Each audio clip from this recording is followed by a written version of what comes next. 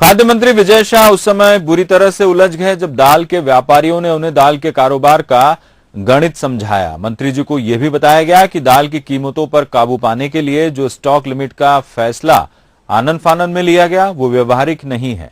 अब दाल के कारोबार को समझने के लिए मंत्री जी ने यह फैसला किया है कि वो दाल मिल का दौरा करेंगे और मुख्यमंत्री से बात भी करेंगे।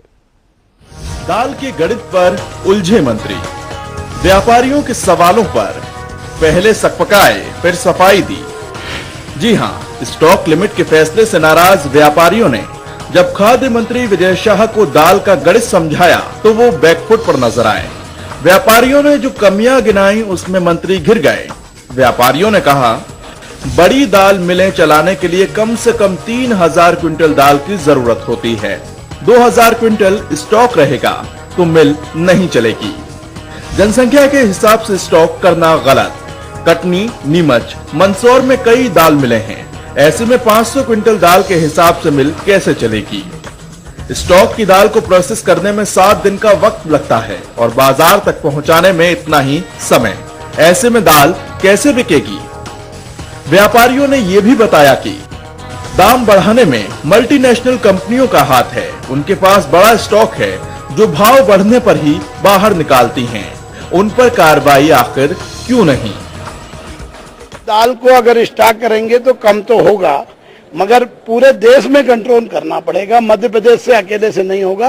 आपको महाराष्ट्र, गुजरात, कर्नाटक, पूरे राज्यों में एक प्रतिबंध के हिसाब से आप करेंगे तो थोड़ा सा कम होगा, मगर उसके दुष्परिणाम भी हैं। अगर जनवरी दिसंबर में फसलें खराब आई, नई क्रॉप अगर खराब आई तो कीमतें और बढ़ जाएगी। व्यापारियों की बातों को सुनकर खाद्य मंत्री को कहना पड़ा कि कीमतों को काबू में करने के लिए ये कदम उठाए थे, मगर दिक्कतें व्यापारियों की भी हैं, लिहाजा वो मुख्यमंत्री से बात करेंगे। माननीय मुख्यमंत्री से चर्चा करके इनके सुझावों के साथ साथ जो हो सकता है उस पर निर्णय करके और जनता को राहत पहुंचाने का काम करेंगे। अभी सभी व्यापारियों से मेरा निवेदन है कि जितनी जल्दी हो सके इस कीमतों को नीचे लाने में आप सरकार का सहयोग करें। दाल के इस उलझे गणित को सुलझाने के लिए कुछ उपाय भी सोचे गए और मंत्री जी ने भी उपाय सुझाया कि गुजरात की दाल प्रदेश में लाई जाएगी, जिससे कीमतों पर काबू किया जा सकेगा। बहरहाल व्यापारियों ने सरकार के सामने 15 दिन और 6000 क्विंटल दाल का स्टॉक करने का प्रस्ताव दिया है। ये भी कहा है कि वो सरकार का सहयोग करेंगे। अब सरकार के सामने दिक्कत ये है कि आम जनता को भी राहत मिले और व्यापारी भी नाराज ना हो, लिहाजा अब सरकार के सामने इस गणित को सुलझाने की जिम्मेदारी है। कैमरामैन शिवेंद्र परमार के साथ वसीम अहमद, इंदौर।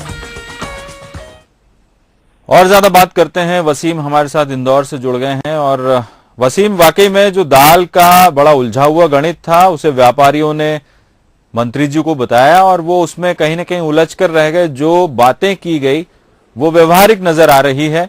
चुनौती यह है कि जनता को भी राहत मिले, व्यापारी भी नाराज ना हो। क्या है बीच का रास्ता? जी देखिए, असल में कई बार ये होता है कि सरकार की पहल तो वाकई बहुत अच्छी थी, जनता को राहत पहुंचाने की, उनकी तकलीफ दूर करने की, लेकिन जल्दबाजी में जो फैसला ले लिया गया शायद कहीं ना कहीं उसमें कमी और खामी रह गई थी। ऐसी स्थिति में अब जब बात हुई है तो यही कोशिश की जा रही है कि कोई बीच का रास्ता निकाला जाए।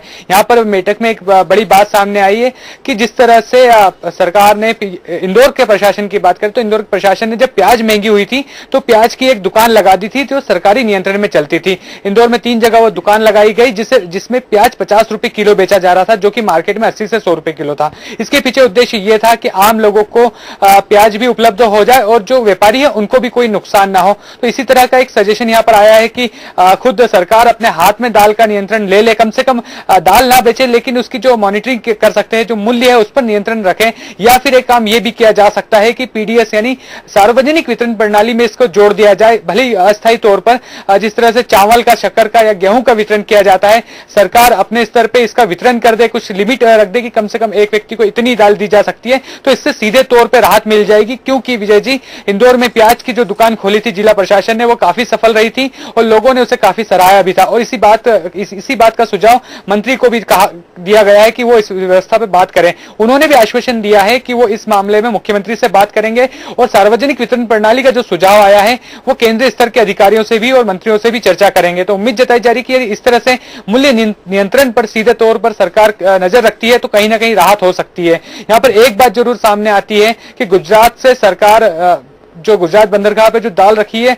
उसे मध्य प्रदेश में लाने की तैयारी कर रही है, लेकिन जो जिस तरह से कार्रवाई हुई उसकी डर की वजह से व्यापारी पीछे हटते नजर आ रहे थे। उनका कहना था कि जो उनके पास स्टॉक की दाल है, यदि वो नहीं बिकी तो वो नई दाल कैसे खरीद सकते हैं। ऐसी स्थिति में सरकार को खरीदारी के लिए जो कि केंद्र सरकार का एक निर्देश था बफर स्टॉक बनाने का, उसके लिए व्यापारियों को मनाना होगा और उसका एक यही तरीका हो सकता है कि दोनों पक्षों के लिए बीच का रास्ता निकाला जाए। बिल्कुल, बीच का रास्ता ही निकालने की कोशिश हो रही कि आम जनता को भी राहत मिले, व्यापारी भी नाराज न हो। और इसी वजह से विजय शाह पहुंचे थे व्यापारियों के बीच। कुछ सुझाव भी आए जिसमें से अच्छे सुझाव है और उन पर अमल करने का भरोसा मंत्री जी ने व्यापारियों को दिया है। बहुत बहुत शुक्रिया वसीम तमाम जानकारी के लिए। वक्त हुआ एक छोटे से ब्रेक का और ब्रेक के बाद बात करेंगे मंडला जिले के नैनपुर थाने की पुलिस की, जो इस समय कुछ अलग काम कर रही है भैंसे चराने का। क्या है पूरा मामला, ब्रेक के बाद।